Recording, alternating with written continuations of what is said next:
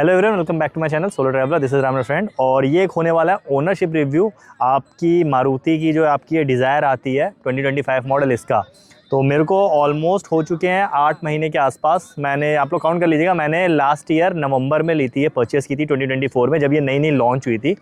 और ये इसका सेकेंड बेस मॉडल है, मतलब नीचे से सेकेंड नंबर का मॉडल है। और मुझे लगता है सबसे ज़्यादा मोस्ट सेलिंग मॉडल यही है। प्राइस की बात कर लेता हूँ तो मैंने इसको परचेज़ किया था 9,11,000 रुपये के आसपास लखनऊ में। तो लेट नहीं करते, स्टार्ट करते हैं कि लगभग 20,000 किलोमीटर चला चुका हूँ कि 20,000 किलोमीटर चलाने में कैसा फीडबैक मुझे इसका मिल रहा है, क्या चीज़ें मुझे इसमें पसंद आ रही हैं, क्या चीज़ें मुझे ऐसी लग रही है कि नहीं भाई ये चीज़ें चेंज होनी चाहिए थी इस कार में। तो स्टार्ट कर लेते हैं। तो पहले तो मैं आपको बाहर से ही दिखा देता हूँ कि देखने में कैसी कार है ये, आप देख लो। तो फ्रंट से स्टार्ट कर देता हूँ मैं कि फ्रंट का लुक तो मेरे को बहुत ज़्यादा पसंद आया था कार का। मैंने इसलिए ली थी कि यार फ्रंट से थोड़ी थोड़ी ऑडी जैसी लग रही थी। बट यहाँ पे एक प्रॉब्लम है कि यहाँ पे आपकी प्रोजेक्टर लाइट्स तो दी हुई हैं, बट इसके अंदर जो लाइट है ना, बल्ब, वो आपका हैलोजन है। तो इसकी जो रात में विजिबिलिटी है ना, वो मतलब ऐसे एकदम टॉप नॉच नहीं बोल सकते आप। ठीक है, अगर आप, मैं 100 मार्क्स में से लूँगा तो इसको मैं 70 के आसपास दूंगा। अबव एवरेज है, बट बहुत अच्छी विजिबिलिटी इसकी नहीं है। दूसरी चीज़, इन्होंने फॉग लैम्प मुझे नहीं दिया था, ये मेरे को बाद में अलग से लगवाना पड़ा। मेरे ख्याल से 4,500 रुपये के आसपास या 3,500 रुपये के आसपास इसकी कॉस्ट आई थी। तो फॉग लैम्प मैंने अलग से लगवाया था इसका। और ये सारी चीज़ें हैं। और एक बार मीटर में आपको दिखा देता हूँ, आ जाइए, कि कितनी चल चुकी है। तो ये देख लो आप, मैं एक बार ऑन कर देता हूँ गाड़ी। और तो यहाँ पे आपको ओडोमीटर की रीडिंग जो है वो आपको देखने को मिल जाएगी। तो देख लो, 18,996 किलोमीटर, लगभग 20,000 किलोमीटर चलने वाली है। 2 सर्विस में इसकी करा चुका हूँ। तो ये इसकी रीडिंग है। तो इतना किलोमीटर ये चल चुकी है। एक बार मैं चाबी निकाल लेता हूँ।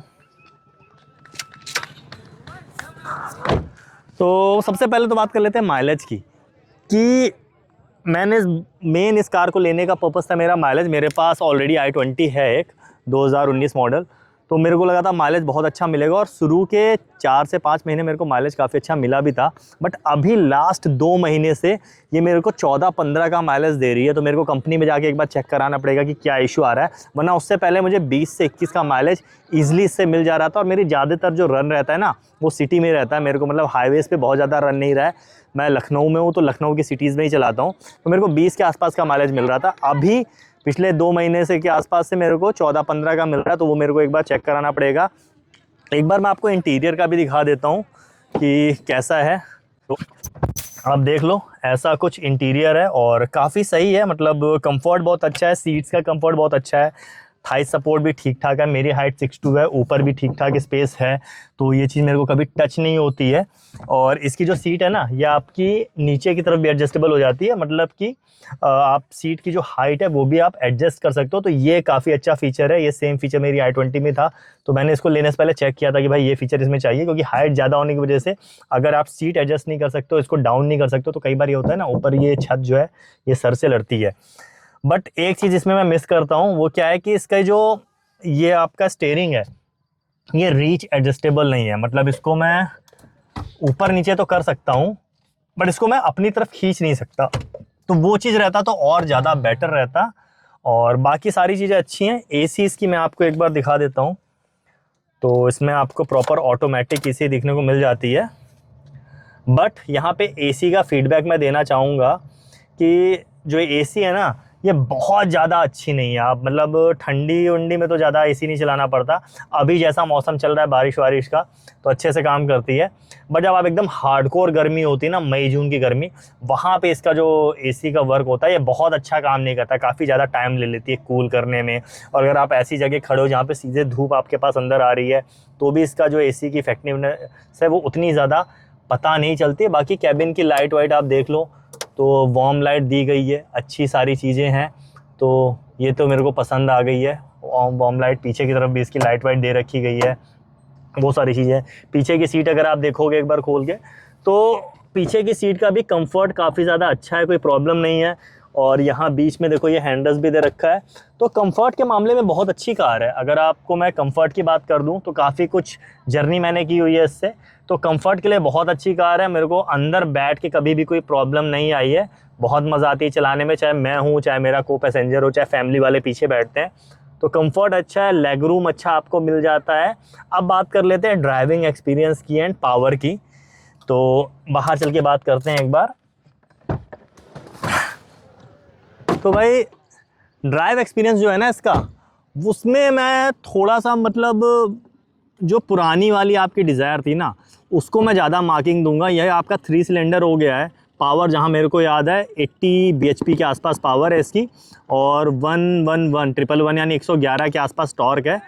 तो वैसे तो चलने में बहुत स्मूथ है, गियर बॉक्स बहुत ज़्यादा स्मूथ है इसका, और एक्सेलरेट करते हो तो बहुत मज़ा आती है, क्योंकि इसका जो ओवरऑल इंजन है ना वो बहुत ज़्यादा स्मूथ है। लेकिन इसका जब आप बहुत ज़्यादा जाम में रहते हो और रुक जाते हो ना, तो वहाँ पे क्या होता है कि आप सिर्फ क्लच पे जब गाड़ी उठाते हो तो थोड़ी सी गाड़ी वाइब्रेट करती है। तो वो जो एकदम लो एंड टॉर्क होता है ना, वो मुझे लगता है थोड़ा सा मिसिंग है। दूसरी गाड़ियाँ भी मैंने चला रहा हूँ तो उसमें मेरे को उतनी ज़्यादा फील नहीं होती हैं, बट इसमें थोड़ी सी वो लो एंड टॉर्क जो है वो मेरे को मिस होता है। मुझे क्लच बहुत ज़्यादा धीरे धीरे छोड़ना पड़ता है, या फिर कई बार अगर जाम एकदम से खुल रहा है तो मेरे को थोड़ा सा एक्सेलरेट करना पड़ता है। तो वहाँ पर मैं थोड़ा सा डिसपॉइंटेड होता हूँ। तो वो चीज़ है। बाकी ओवरऑल एक बार जब स्पीड पकड़ लेती है या फिर आपकी एक रन में आ जाती है तो इंजन बहुत स्मूथ फील होता है। उसमें मैं बिल्कुल भी मतलब नहीं चाहूँगा कि कोई कंप्लेन इसकी मेरी तरफ से है। बहुत ज़्यादा मतलब इंजन स्मूथ है, स्पेशली जब ये रैप बहुत अच्छा करती है। और मेरे पास i20 की दूसरी कार, तो उसी से कंपेयर कर पाऊँगा, उससे ज़्यादा अच्छा स्मूथ इंजन मुझे इसका फ़ील होता है। और बाकी सस्पेंशन की बात कर लेते हैं तो सस्पेंशन थोड़े से मेरे को लगता है स्टिफ साइड में है, थोड़े से हार्ड साइड में है। जब मैं कार चलाता हूँ, पॉट होल से निकालता हूँ या फिर आपका स्पीड ब्रेकर्स के आसपास से निकालता हूँ, तो वो इसमें काफ़ी ज़्यादा पता चलता है। और अगर थोड़ी सी बड़े स्पीड ब्रेकर आते हैं तो हल्की सी सस्पेंशन से आवाज़ भी आती है। तो मुझे लगता है सस्पेंशन को ट्यून करने की और ज़्यादा ज़रूरत है। सस्पेंशन उतने ज़्यादा अच्छे नहीं है, बट अगर रोड आपकी ठीक ठाक बनी हो आपकी हाईवेज़ की, तो वहाँ पे बहुत ज़्यादा कंफर्टेबल फील होती है। अब बात कर लेते हैं सर्विस चार्ज की। तो लास्ट सर्विस जो मेरी हुई है, मतलब अभी तक 2 सर्विस हो चुकी हैं। पहली सर्विस जो हुई थी वहाँ पे तो मेरे को 1 भी रुपया देना नहीं पड़ा था, फ्री सर्विस थी। सेकंड सर्विस में जो 10,000 किलोमीटर पे हुई थी, मेरा 4,654 रुपये के आसपास बिल आया था। तो 4600-4700 रुपये के आसपास बिल आया था। उसमें इंजन ऑयल चेंज हुआ था, बाकी सारी चीज़ें चेंज हुई थी। अभी तक कोई भी पार्ट चेंज करने की ज़रूरत नहीं पड़ी है। और तो मेरे को लगता है कि सही है, मतलब सर्विस चार्ज बहुत ज़्यादा नहीं आ रहा है। अगर 4500-4600 रुपये, 5,000 रुपये के अंडर आपका कार का सर्विस चार्ज आ रहा है, जो कि एक सेडान है, तो मेरे ख्याल से उस हिसाब से तो सर्विस काफ़ी ज़्यादा जेन्युइन है। और बाकी कमियों की बात कर लेता हूँ कि मुझे सर्विस के अलावा भी 2 बार सर्विस सेंटर जाना पड़ा है। और पहली बार तो मुझे पार्ट्स चेंज कराने जाना पड़ा था, क्योंकि मेरे को इसमें फॉग लैंप चाहिए था। मैंने स्टार्ट में ही बता दिया था कि फॉग लैंप इसमें कंपनी फिटेड नहीं मिलता है, तो मेरे को लगवाना था। बट एक बार इसका जो नोज़ल है ना, वो ब्लॉक हो गया था। राइट वाला जो नोज़ल है वाइपर का, जिससे आपका पानी वॉशर आता है, तो वो वाला राइट वाला नोज़ल एकदम ब्लॉक हो गया था, तो उसको चेंज करना पड़ा था। तो वो एक प्रॉब्लम अभी तक इस कार में आई है। और उस टाइम पे तो बारिश का मौसम भी नहीं था, बारिश का मौसम तो अभी आ रहा है।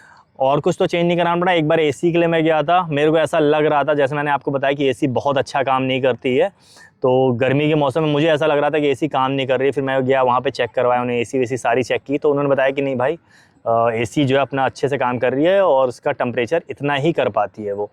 तो उस हिसाब से मेरे को लगा कि भाई हुंडई की कार्स जो हैं इस मामले में काफ़ी अच्छी है, उनका एसी बहुत अच्छा काम करता है। एक बार मैं आपको इसका बूट स्पेस दिखा देता हूँ, और ठीक ठाक बूट स्पेस इसमें मेरे को मिल जाता है, सामान आ जाता है।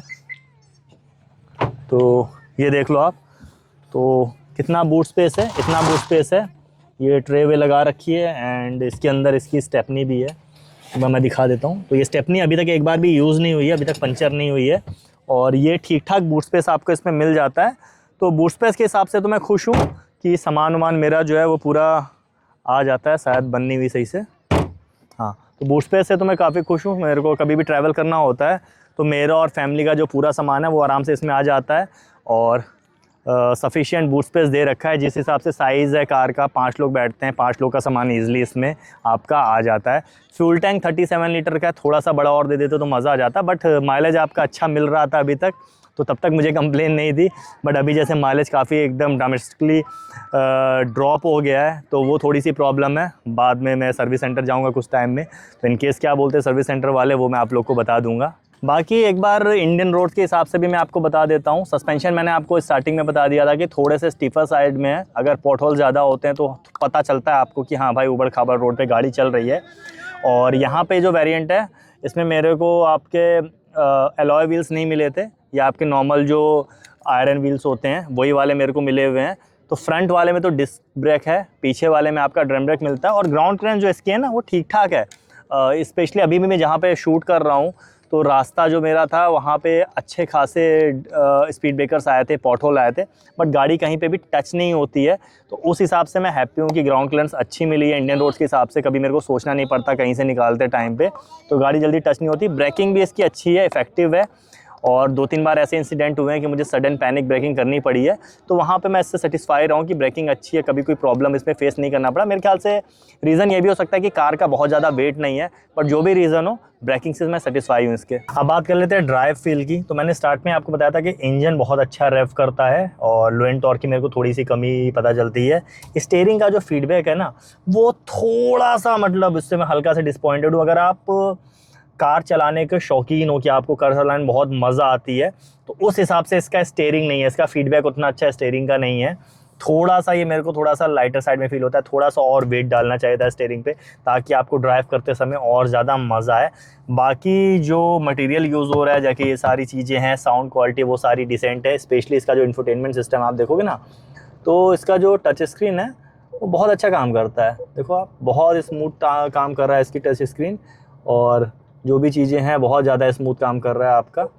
तो टच स्क्रीन से मैं इसके सेटिस्फाई हूँ कि जो भी इसके इलेक्ट्रॉनिक्स हैं वो बहुत अच्छे काम करते हैं। एसी के भी जो बटन हैं आपके, ईज़िली अगर आप ऐसे कर रहे हो, ये कर रहे हो, तो हर बार मतलब फीडबैक जो इसका है वो हर बार सही रहता है। कभी भी इलेक्ट्रॉनिक्स को लेके मेरे को ऐसी कोई प्रॉब्लम इसमें फेस करने को नहीं मिली है। मेन जो मेरे को एक रहा कि मेरे को थोड़ा ड्राइव करने में मज़ा आता है, तो उस हिसाब से इसका जो स्टीयरिंग है उतना अच्छा फीडबैक नहीं देता है। तो ये थी आपकी न्यू डिज़ायर और मारुति की। तो ये ओनरशिप था। मुझे लगता है आप लोग अगर कोई परचेज़ करना चाहते हो ये कार, तो इससे आपको काफ़ी ज़्यादा हेल्प मिलेगी। अगर कोई और क्वेश्चन है तो आप कमेंट्स में मेरे से पूछ सकते हो। और एक बार मैं सम अप कर देता हूँ कि क्या मुझे अच्छी चीज़ें लगी इस कार में, क्या ख़राब चीज़ें लगी। अच्छी, मुझे डिज़ाइन लैंग्वेज बहुत अच्छी लगी। कार देखने में बहुत अच्छी है, पुरानी वाली कार से काफ़ी ज़्यादा बेटर लगती है, स्पेशली जो इसका फ्रंट लुक है। और इंजन बहुत अच्छा है इसका, बहुत अच्छा रेव करता है। तो ये सारी चीज़ें मुझे अच्छी लगी। कंफर्ट बहुत अच्छा है, कार के अंदर जो भी इलेक्ट्रॉनिक्स हैं बहुत अच्छे वर्क करते हैं। कंफर्ट बहुत अच्छा है, सीट सारी बहुत ज़्यादा कंफर्टेबल है। तो ये सारी मुझे अच्छी लगी चीज़ें। और अगर मैं थोड़ी सी प्रॉब्लम की बात कर लेता हूँ, तो पहली प्रॉब्लम, माइलेज एकदम से गिरा है इसका। तो मुझे चेक कराना पड़ेगा क्या इशू है। पहले तो 20-21 का दे रही थी, अगर अभी भी उतना दे रही होती मैं सेटिस्फाई होता, बट अभी ये 14-15 का आ गया, तो वो थोड़ा सा इशू है। एक बार मैं चेक करके आपको बता दूंगा कि क्या प्रॉब्लम है, मैं पिन कमेंट में डाल दूंगा। दूसरी प्रॉब्लम एसी की है कि एसी इसका बहुत ज़्यादा कूल नहीं करता है, बहुत ज़्यादा गर्मी है, तो एसी आपको लगेगा कि उतना ज़्यादा इफ़ेक्टिव नहीं है। और तीसरी प्रॉब्लम इसकी जो है वो मेरे को लगी कि हैंडल जो इसका है, जो इसकी स्टीयरिंग है वो थोड़ा सा लाइट है, मतलब थोड़ा सा उसमें वेट होना चाहिए था, तो आपको जो ड्राइविंग एक्सपीरियंस है ना वो बहुत ज़्यादा अच्छा मिल जाता। उसके अलावा ऐसी मेरे को और कोई मेजर इशू तो इस कार में नहीं लगे। बाकी सारी पॉइंट्स मेरे को अच्छे लगते हैं, इंडियन रोड्स में चलाने के हिसाब से बहुत अच्छा। हाँ, एक थोड़ा सा इसके जो सस्पेंशन है वो थोड़े से पॉटहोल पे ज़्यादा पता चलते हैं। बाकी कंफर्ट के मामले में टॉप नॉच है, इलेक्ट्रॉनिक्स अच्छे काम करते हैं, स्पेस अच्छा खासा स्पेस है। फैमिली के साथ आप इसको कहीं भी जाना चाह रहे हो तो काफ़ी सूटेबल कार है। तो ये सारी चीज़ें थी। आप लोग मुझे देखा आपको ये ब्लॉग कैसा लगा। सोशल मीडिया हैंडल मेरे यहाँ डिस्प्ले हो रहा है, IM.solo-traveler, वहाँ पे मेरे साथ आप कनेक्ट कर सकते हो इसी के साथ। Ride hard, ride safe. This is IM.solo signing off. Keep being awesome.